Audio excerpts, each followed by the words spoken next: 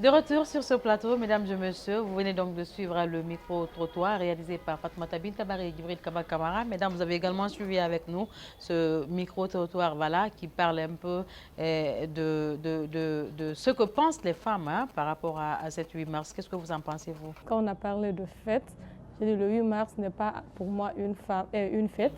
Et ces femmes l'ont renchéri parce qu'on a vu que ces femmes ne savent pas c'est quoi justement ce 8 mars. Pourquoi elles ne savent pas ce 8 mars? C'est parce qu'on n'a pas su prendre soin de l'héritage qu'on nous a légué. L'héritage 8 mars a changé de cadence, a changé de forme. Aujourd'hui, quand on parle de 8 mars, on passe beaucoup plus au côté festivité. Festivité, et pas même festivité au palais où certains ont droit aux uniformes et elles n'ont pas droit. Si elles ne sont pas informées, si elles ne savent pas c'est quoi le 8 mars, si elles ne voient pas passer ce 8 mars, c'est parce qu'elles n'ont droit à rien.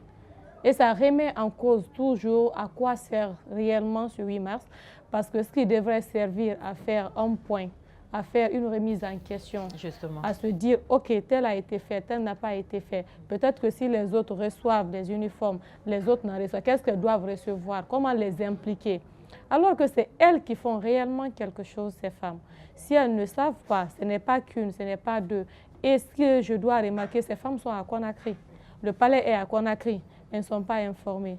Celles qui sont loin, à des milliers de kilomètres de Conakry, à l'intérieur du pays, est-ce qu'elles-mêmes peuvent rêver d'un 8 mars? En tout cas, on voudrait beaucoup plus savoir un peu voilà, cette collaboration entre le ministère et puis les femmes qui évoluent dans l'informel, notamment surtout dans les marchés, pour savoir quoi leur collaboration. Mais voilà, la directrice générale adjointe de JAR Équité qui devrait être avec nous, finalement ne pourra pas être là. Et c'est normalement elle qui devrait répondre à toutes ces questions. Qu'à cela ne tienne, nous allons donc essayer un peu de débriefer là-dessus, vous l'avez dit.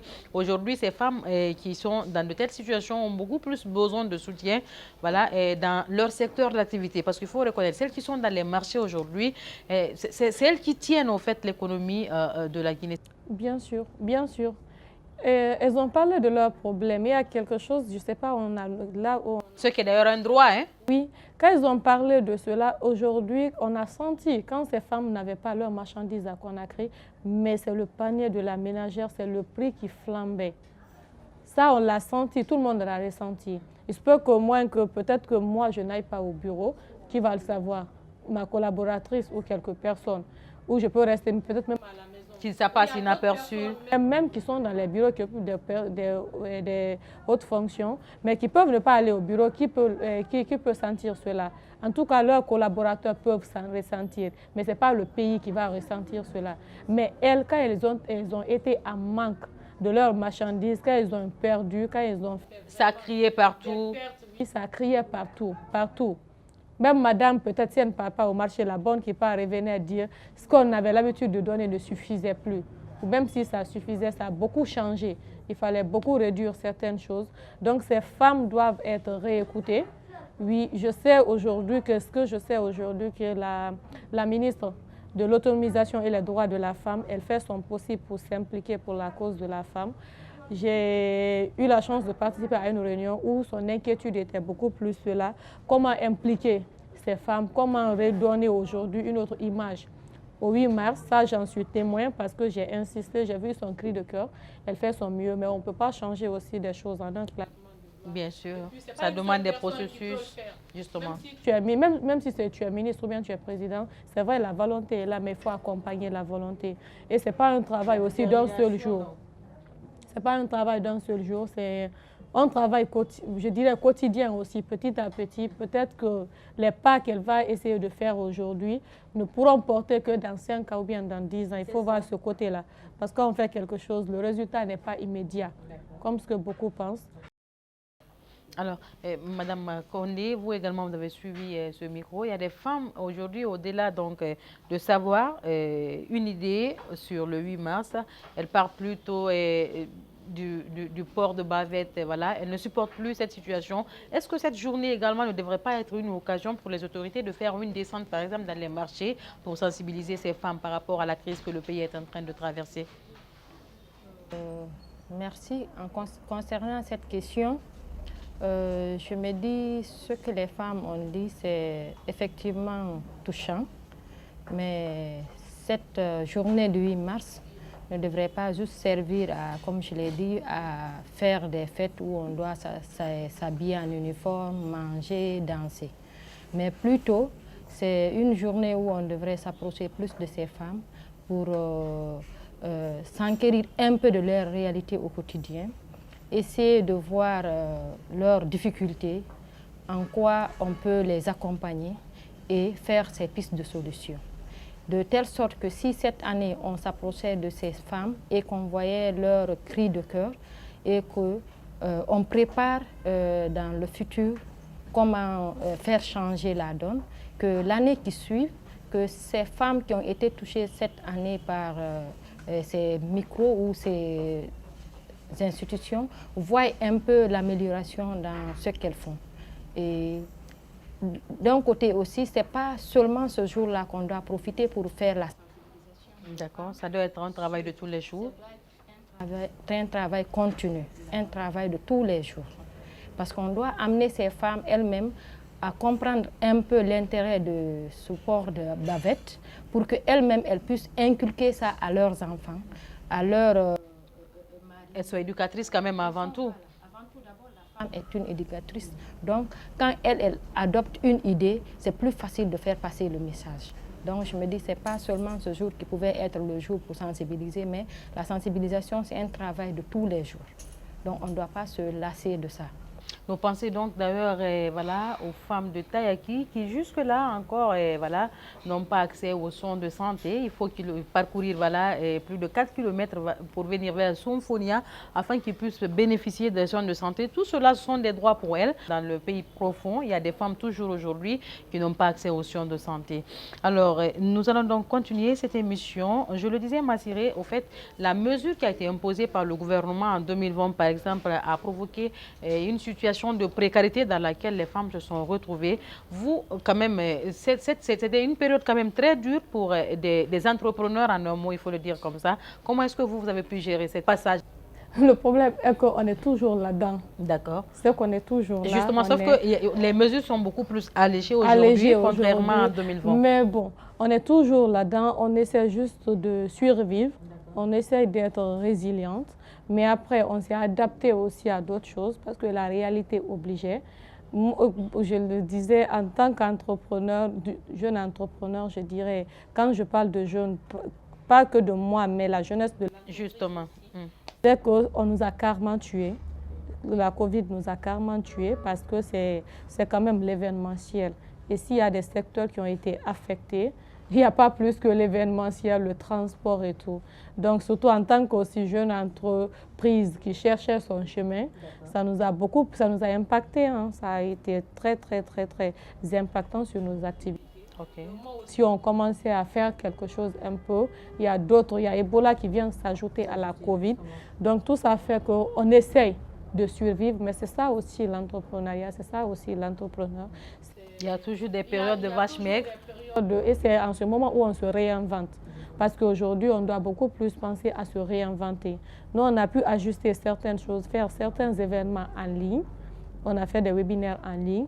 On a essayé de tenir le cap, de plus alimenter les pages sur les réseaux sociaux, d'être beaucoup plus sur le digital, parce que le présentiel aujourd'hui, c'est une contrainte même pour nous.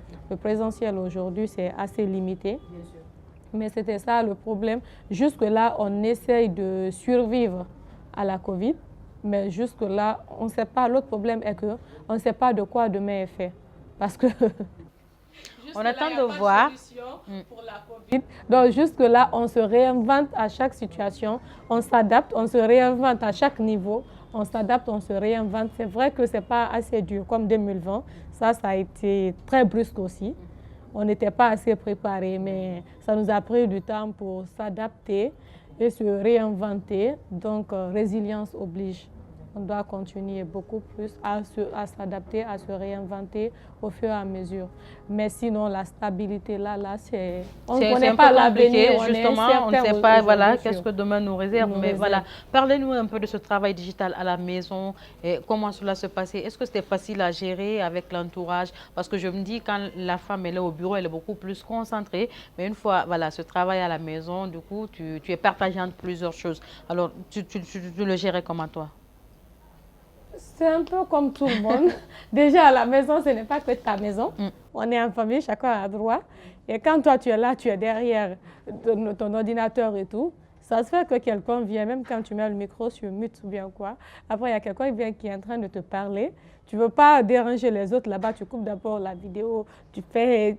Quand quelqu'un rentre, tu es là d'abord à essayer de gérer ça parce que c'est ce qu'on dit, ça a été brusque. Maintenant, j'ai aménagé mon espace de travail à la maison pour des webinaires, pour des Zooms, parce que moi, au-delà de mon entreprise, je fais partie d'un club Toastmasters et on tenait nos sessions en ligne. Donc, il fallait amener des gens. Donc, au fur et à mesure, ça fait aujourd'hui que même si je ne suis pas en conférence, mais quand je suis assise derrière mon ordinateur, quand quelqu'un rentre, ou quand quelqu'un d'autre est assis derrière l'ordinateur à la maison, dès qu'une autre personne rentre, tu t'inquiètes pour ne pas faire de bruit. Tu demandes, c'est coupé le son? Ça, c'est coupé parce qu'on s'est adapté. Mais au début, c'était brusque. Donc, ça veut dire que voilà, cette mesure qui a été imposée à l'époque avait des impacts négatifs, voilà, mais aussi quelquefois positifs sur les activités. Ah oui, parce qu'après, au début, c'était difficile. Quand vous étiez en réunion, souvent, il fallait dire à telle personne, coupe ton micro. Ça arrivait même que des conversations confidentielles de la maison, la personne a oublié de couper le micro, on le voit, tu vois quelqu'un passer derrière, tu vois ça. Mais aujourd'hui, on s'est adapté. Mais au début, ça a été assez brusque. En fait, c'était maintenant une contrainte. La Covid a contraint tout le monde d'une manière ou d'une autre à se digitaliser, à être beaucoup plus en ligne qu'en présentiel. Ça continue, même les événements aujourd'hui, on le fait en présentiel mais en hybride. Nous, on prévoit un événement, mais c'est un événement hybride. D'accord. On tient compte maintenant de ça, le live que les gens peuvent suivre. D'accord. Mais ça a beaucoup d'autres avantages. Parce que Tel que? Au club, quand on faisait nos sessions, avant on est Toastmasters en Guinée, il y a des Toastmasters en Côte d'Ivoire, mais on se demandait mais comment ils tiennent leurs sessions, mais comment ils font ça, comment ils font ça. Vous avez profité pour apprendre avec eux? Quand on était en ligne, les Ivoiriens étaient là. Maintenant, quand on se voit, c'est comme si on se connaissait depuis longtemps. Maintenant, quand ils tenaient leur session, on le suivait, on a suivi, je ne sais pas, Haïti. Ils ont fait même des sessions communes avec d'autres pays. C'était une première expérience pour vous de vivre? Oui, d'accord. C'était pour tout le monde. Hein. Ok. Parce que je ne sais pas parce que les autres étaient en avance sur ce point. Que c'est parce qu'ils faisaient des sessions. Non, c'est parce que Toastmasters International, même avant que Covid n'ait l'impact en Guinée ou dans les pays africains, au début, on n'était pas assez touchés, mais ils ont dit non. Ils savaient que ça allait, même si ça allait. Quelque part, quand même, ça a contribué à la formation des uns et des autres à travers le digital. Ça a été imposé. Et sur le plan de travail aussi, quand on a fait un webinaire, moi, j'ai eu la chance de le faire avec Ami Ouattara, elle est ivoirienne. Ayana Webzine, en Côte d'Ivoire, et puis avec Amine Ndiaye à Dakar. Mais on a fait un webinaire en ligne, c'était super. Moi, j'ai eu des problèmes de connexion au début. Ils ont très bien fait. Aujourd'hui, je dois faire un événement, mais je n'ai pas les moyens de les inviter pour venir. Parce qu'il faut les payer leur billet, leur réservation. Je n'ai pas ces moyens. Ça demande des coûts, mais on était là en ligne. Même quand moi, j'ai raté la connexion, ils étaient là. Donc, en un mot, il faut reconnaître que la COVID-19 n'a pas fait que de mal. Quand même, ça a permis au fait... à certaines personnes d'apprendre à travers le digital. Alors, vous également, est-ce que, docteur, il vous est arrivé parfois de travailler par le biais du digital? Nous, c'est très rare. Très rare, parce que nous, on est appelés sur le terrain. En tant que médecin, notre rôle, c'est surtout sur le terrain, à côté des patients. Donc, mais ça arrive en tant que responsable quand même qu'on fasse des visioconférences avec nos responsables. Comme peut-être tu le sais, Alim a le siège à Dakar. Donc, toutes les activités que Alim mène sur le terrain à Guinée, c'est déjà sous la coupole des responsables au niveau de Dakar. Donc, on faisait souvent des échanges avec le bureau de Dakar et ça se fait toujours sur visioconférence. Téléspectateurs d'Espace TV, vous le savez, vous êtes dans l'émission spéciale 8 mars. Voilà, nous consacrons donc cette émission pour parler du leadership féminin pour un futur égalitaire dans le monde de la COVID-19. Et avec moi sur ce plateau pour parler de tout ce sujet, donc Massiré Touré et Dr Aguira Touba. Voilà, elles sont donc mes invités de parcours. À présent, donc, nous allons partir avec la rubrique reportage, donc réalisée par Fatmata Bint Bintabari également. Voilà, elle a donc misé sur une dame, hein, elle se nomme Aïssatou Diallo. Sa spécialité est de produire de l'huile naturelle fait à base de beurre de karité. Elle a commencé avec 30 000 francs guinéens, mais aujourd'hui, elle s'est taillée une place sur ce marché et ceci l'a d'ailleurs permis de faire des expositions. Je fais donc ce reportage signé Fatoumata Bintabari et Djibril Kabak Kamara. Juste après, on se retrouve sur ce plateau. Lorsqu'elle a hérité le savoir-faire de sa grand-mère dès son jeune âge en Côte d'Ivoire, Aïssatou Diallo revient en Guinée. N'ayant pas la chance de poursuivre ses études secondaires, elle se lance alors dans l'entrepreneuriat. Son entreprise fabrique de l'huile corporelle et capillaire faite à base de beurre de karité, une huile dont les vertus sont minimisées par des Guinéens. Au début, c'était compliqué, c'était pas facile. Comme vous le savez, au début, toutes les choses ne sont pas faciles. Puisque c'est des produits sans conservateurs, sans additifs, sans chimie. Donc, c'est des produits bio, naturels. Nous arrivons à les vendre, nous arrivons à expliquer à nos clients l'utilité des produits. Après 5 ans d'existence, son entreprise se taille une place sur ce marché. Aujourd'hui, elle travaille seule et recrute de façon indirecte pour des expositions. Nous sommes au nombre de 5 personnes, dont 3 femmes et 2 garçons. Nous avons des clients en Guinée, à l'extérieur aussi. Nous en avons en Europe, les États-Unis, aussi vers l'Inde un peu. Donc nos clients sont là-bas et ils achètent à travers le site. Malgré la rude concurrence, Aïssatou est arrivée à se frayer un chemin grâce à la qualité de ses produits. La qualité des produits qui est appréciée par les clients, nos clients.